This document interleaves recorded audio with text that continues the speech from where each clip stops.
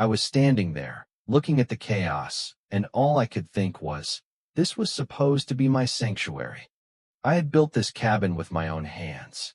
Every inch, every nail, every board, I had put it all together, and now it was trashed.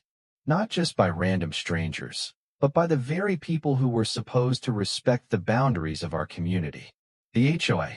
Karen, the HOA president, decided it was time to throw a party at my place, in my cabin without asking, without permission. She thought that because of unpaid fines, she could do whatever she wanted. Well, that night, it wasn't me who got trashed, it was them. One trap at a time. It all started with that damn letter. I remember holding it in my hands, the envelope so unassuming, tucked between some junk mail. At first, I didn't think much of it. Another HOA warning, probably some fine for something ridiculous. But no, this letter was the final straw. It was a thick cardstock, raised lettering, official stuff. Reclassification of property use and violation settlement summary was the subject line. And then I saw it. Thank you for your contribution to community unity during our spring welcome mixer, hosted by the HOA. They were thanking me for opening my home, to a party, without my knowledge, without my consent. They claimed that my generosity had resolved all outstanding fines. I wasn't just mad, he was livid. I hadn't even read all of it, yet when Marash bin my rock threw all of this game in and just looked at me, arms crossed, waiting for me to process it. She didn't have to say anything. Her eyes said it all. You've got a mess to clean up. She walked over to the old binder we kept for emergencies, taxes, insurance, deeds, and flipped it open. Check Section 5, annexation clauses. And just like that, everything clicked. The HOA had voted to annex my property. They'd backdated it, piled fake violations on top of me, and used my silence as consent. They'd decided I owed them, and they were going to rewrite the whole damn story. I spent the next few hours pacing, watching the footage from my wildlife camera. Karen was in my cabin, going through my fridge, making jokes about my Sir Val snacks, like they were hers to mock. Honestly, he's lucky we gave him something to be part of, she said. My own home. She was making fun of it in front of a bunch of strangers, pretending like she owned the place. And she wasn't even subtle about it. She was practically announcing to the world that I was a recluse, that I didn't belong in the community. That's when I knew I had to do something.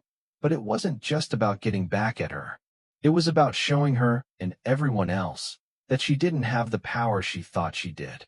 So, I decided I wasn't just going to fight back. I was going to expose everything. I couldn't do it alone. That's when I called Ricky. I told him I needed psychological traps, not physical ones. I wanted her to feel what I felt, unseen, Ted, undermined in my own space. Ricky, of course, loved the idea. He was chaos in a baseball cap. He'd once rigged a motion sensor to spray cold water on anyone who didn't say please before opening a mini fridge. He didn't even flinch when I told him I needed him to set it all up. The first trap was simple: echo chamber. A pressure mat hidden under the hallway rug triggered a recording of Karen's voice. Honestly, he's lucky we gave him something to be part of. We synced it with a speaker inside the cabinet, so it would echo through the room every time someone stepped in. The second? We called it chemical romance. The guest bathroom had a sensor that activated a timed puff of synthetic fart spray. It wasn't just stinky, it was psychologically stinky. The third trap was the kicker: public broadcast. We set up a short-throw projector behind the spice cabinet in the kitchen. It would display a video of Karen's face, mid-party, with the subtitle, "He barely uses it. He's always alone. Kind of a sad guy." Her own words on a loop. That one, I knew, would be the moment people started turning on her. Mara wasn't as enthusiastic about all of this. "You're not trying to get revenge," she said. "You're trying to make them feel what you've been feeling."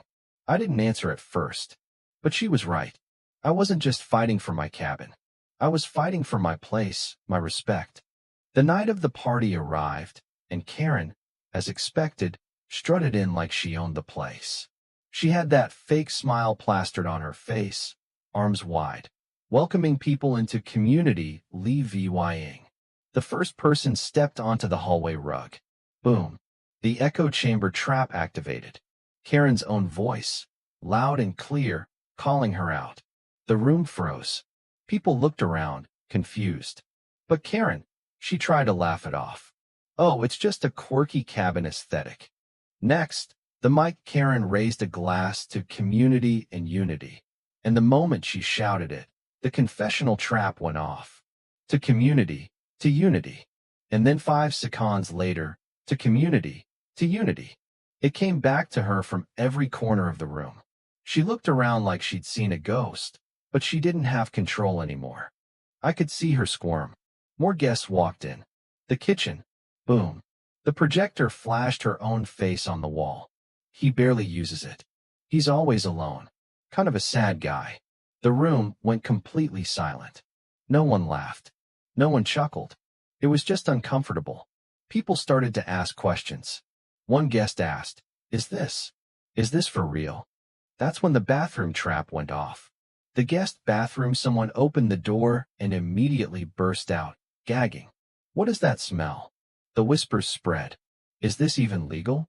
Did he know about this party? Karen's control was slipping. And then, the final blow. The glitter cannon went off above her head, showering her with confetti. Control isn't the same thing as respect. Ricky's favorite line. She froze, looked up, and just as the confetti rained down, she screamed. It was the most satisfying scream I'd ever heard. The cabin emptied out quickly, but Karen?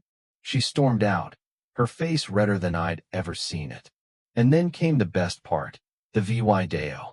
I had set it to auto-publish right in the middle of her speech. She was standing there, trying to hold it together, when the Video played on every single phone. Her own voice. Her own lies. I watched as she tried to talk her way out of it. But no one was listening. Someone stood up and said, I trusted you. A few more voices joined in. And that was it. Karen lost. The room turned on her. It was over. The rest of the board, they didn't know what to do. One by one, they voted. Karen was removed from her position, and the power shifted. It was like the air cleared. People who'd been afraid to speak out against her were now standing with me.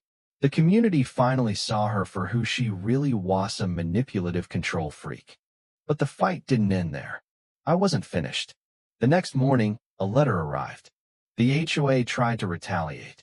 A fine. A complaint about harassment. It didn't matter. I had already won. Because Karen? She was no longer in control. She was gone. But the truth? The real truth? I realized then that the fight wasn't just about me. It was about everyone else who'd been levying in fear of her. And now, the community had a chance to rebuild.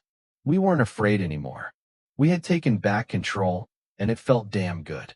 So, I'll ask you if you've ever been pushed around by someone like Karen, or if you've ever had your space invaded and violated.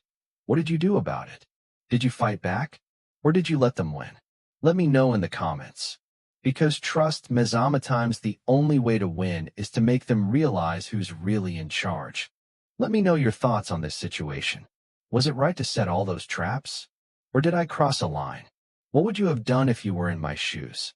Share your thoughts, let's talk about it.